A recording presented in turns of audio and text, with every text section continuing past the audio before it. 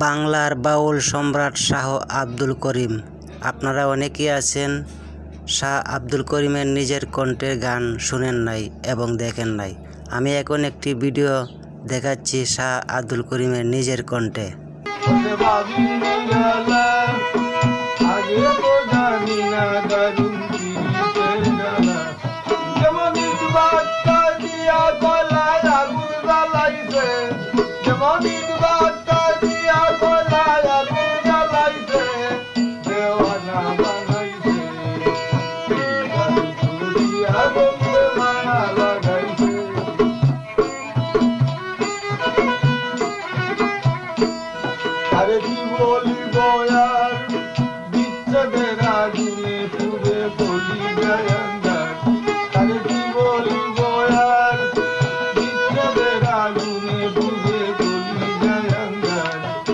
Tan